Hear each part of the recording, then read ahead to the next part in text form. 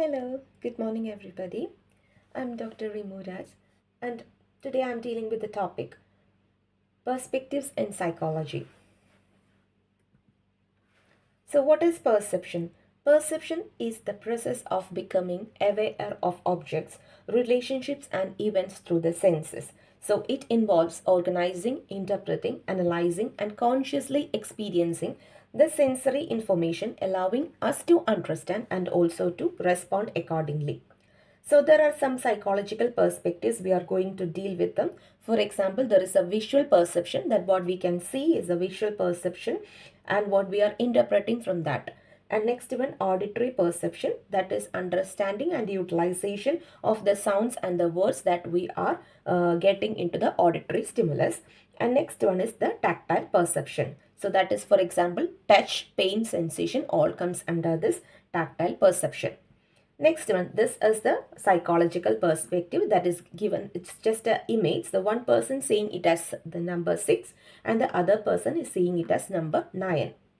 So what are the psychological perspectives? We have got behaviorism, cognitive psychology, psychoanalysis or psychodynamic psychology, biological psychology and social psychology. So what is behaviorism and what is cognitive psychology? We are dealing with that. So behaviorism assumes, so that is mainly the behaviorism is a result of learning and that we are getting, that is directly or indirectly. So there are mainly two types of behaviorism are the radical behaviorism that we are getting from the result of stimuluses or responses, and the social learning, so that we are attaining or acquiring from the role models. Then what is about cognitive psychology? So it is mainly looking at the mental process mainly, such as memory, perception, recalling, forgetting things such as. So it mainly depends upon how we think and what according to that how we react according. So that comes from the cognitive psychology. And psychoanalysis or psychodynamic psychology, that mainly focusing on the unconscious processes like desires and conflicts, and this approach also delivers into the concept of ego and super ego and their influences on our actions. Next one, biological psychology. It mainly depends upon the influence of the genetics, our genes, the neurotransmitters or any disorders in the brain functions. Then next one is social psychology. It mainly assumes the major influences mainly from the social society, that is people's behavior and also the process and emotions of the other persons or who are trying to make impacting ourselves. So that mainly comes under the social psychology. So what is talking according to behaviorism? We have already told that it has two parts, that is radical behavior and also social learning. So that is called as behaviorism in psychology. Next one, how the behaviorism is impacting. So that is we have already done. It may be taken from the social learning as well as it is gained or from the direct learning or through from the indirect learning as well.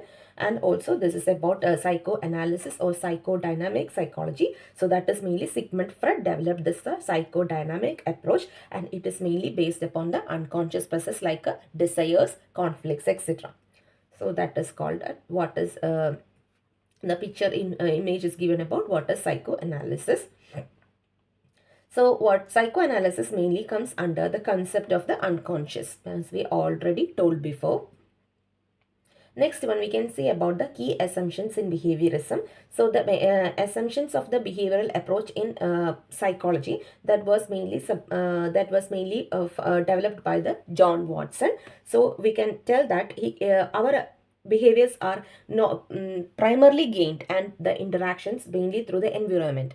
So next one, since animals and humans demonstrate comparable learning patterns, there are some differences because some experiments from the animals are limited to humans, because many crucial discoveries were made in psychology due to the set by the behaviorism, which used animals as the research subject. For example, Skinner's rats is a very good example for that. We'll see more detail in that. And next one, key assumptions, the cognitive psychology. So according to the cognitive psychology, human behavior is mainly influenced by the internal mental processes. So behaviorism is mainly this cognitive psychology is mainly derived from the internal mental processes and also the mental activities like memory, perception, and also the language is what we are using, and all comes under this one. And how we think, how we resolve the problems, how we are finding a solution for one, and how the informations are stored and how they are acting accordingly to, all comes under this cognitive psychology. And key assumptions of a psychoanalysis. So what is the underlying cause is mainly the unconscious is the underlying cause. The concept assumes that every individual possesses various personality. It may differs from one person to the other as well. So the different aspects of a person's unconscious struggle against each other.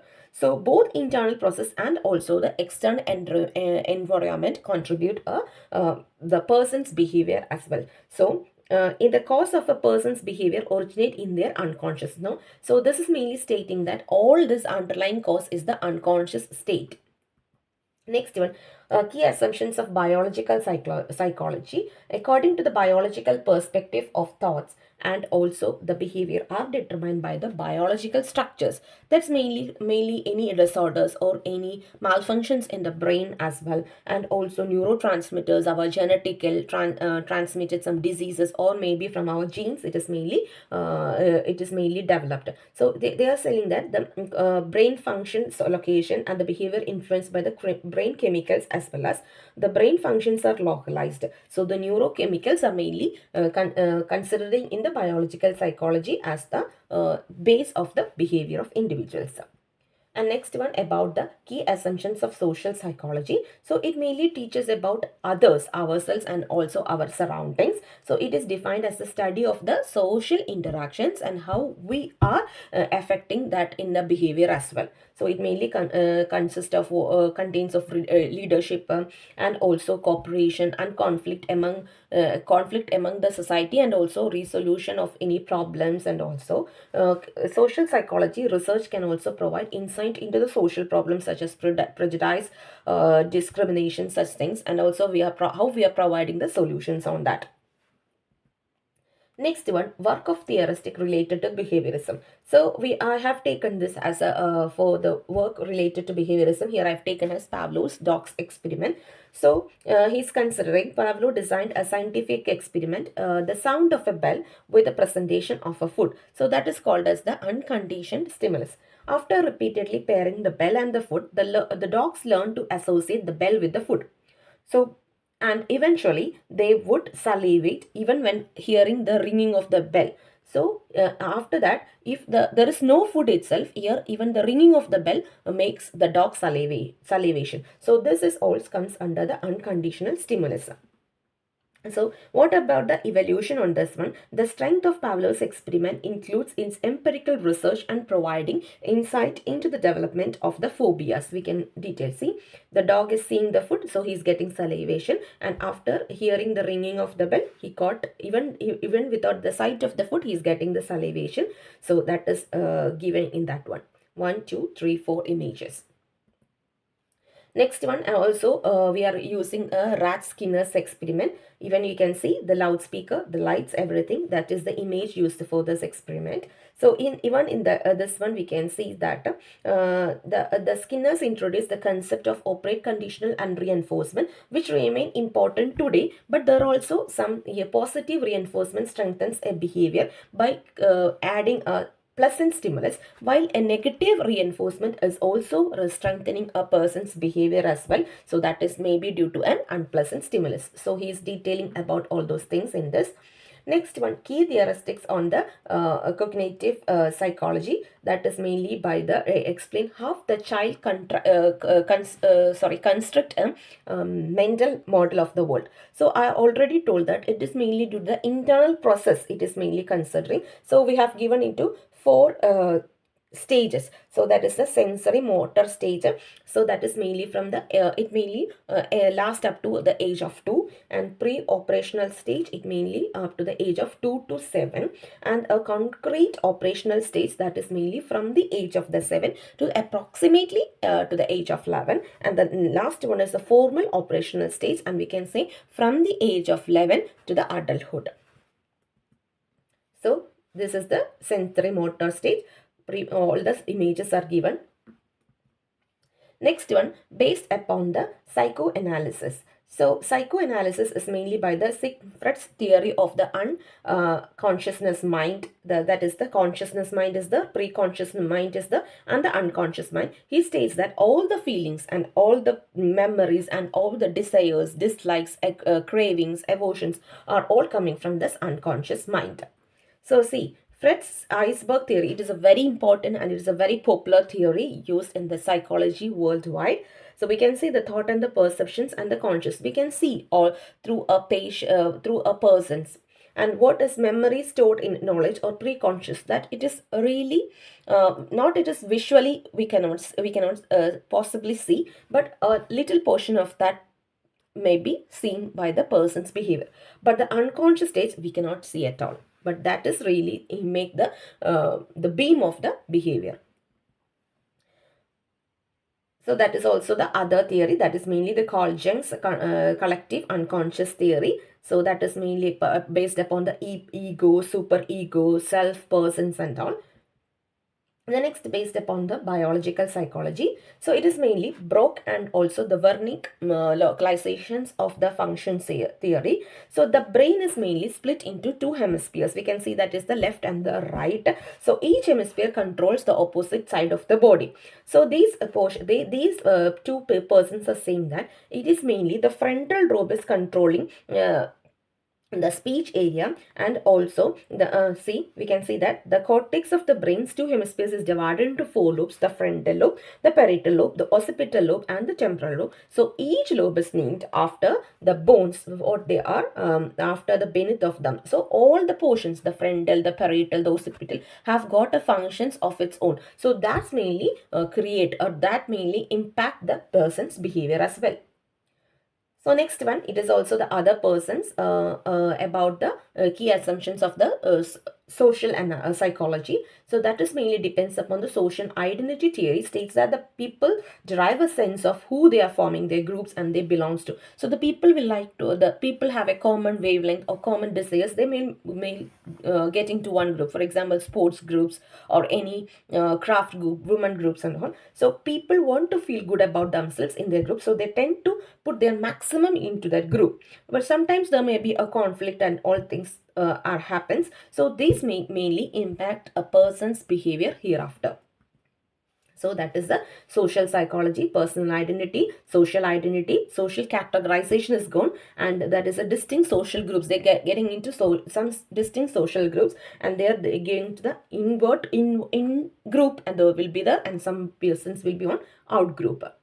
So what are the similarities between the behaviors and also the cognitive psychology? We can see both behaviorism and cognitive psychologies are really plays a very good role in the shaping the behavior. So some most important thing we can say that behaviorism is mainly depends upon the mainly on the some portion we can learn maybe directly or through indirectly, or maybe they are gradually capturing from the role models. But when we are going about this cognitive psychology, it mainly depends upon the internal mental process. For example, there is some we are saying that is there is sensory motor stage is there, pre-sensory motor stage is there. So they are mainly considering all through internal mental processes.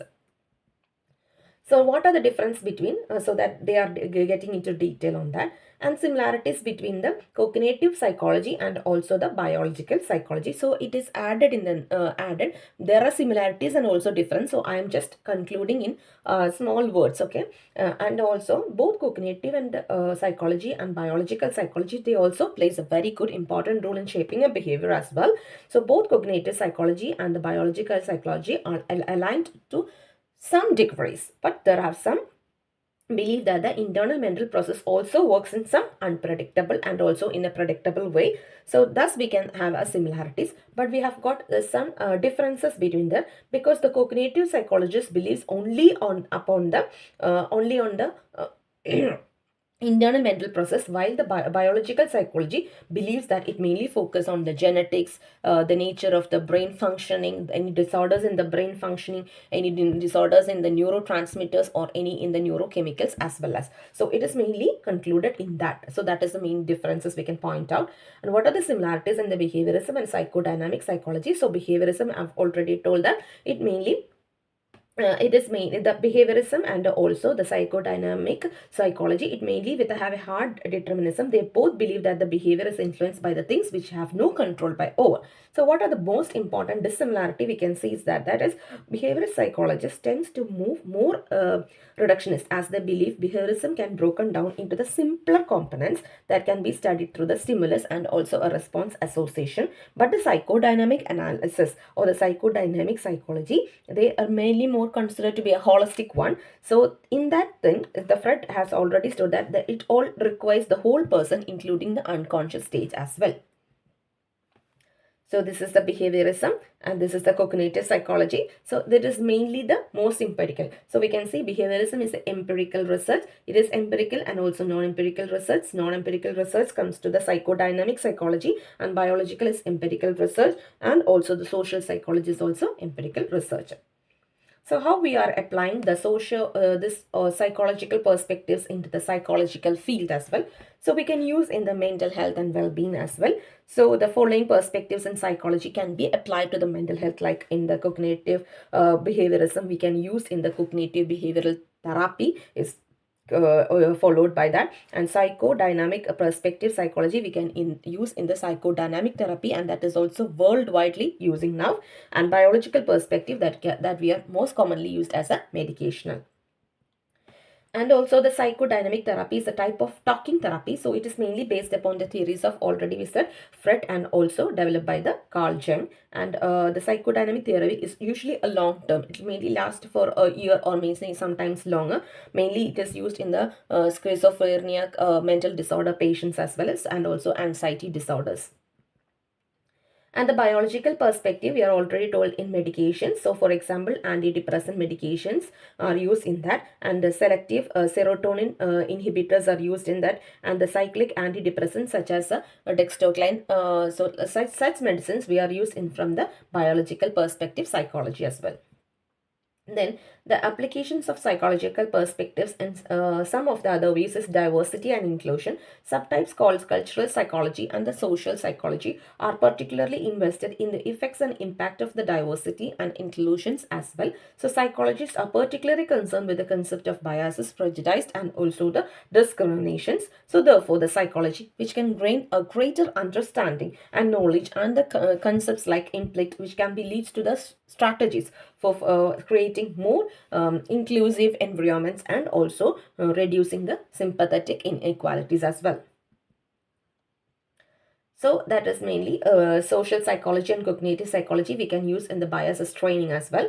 The next one of the key theories of behaviorism is it's a observational learning. So according to the psychologists such as Albert says that it is very important in modeling in the behavior as well. So some of the references I've taken is mainly from the a wonderful there is a study materials from the Learn Direct, and also the perspectives in psychology. So that is the theoretical approaches. So and also explore psychology, basis of behaviorism, anthropological review, and images from some of the images I've taken from this mind radio and belongs dogs in classical conditioning, as well as the images also taken, and biological psychology, simply psychology, social psychology, images from Daniel at Wikiversity public domain. So this is a small topic which is detailed about the perspectives in psychology, and thank you for paying attention, and be very patient to listen my small topic about this perspectives in psychology. Thank you everyone.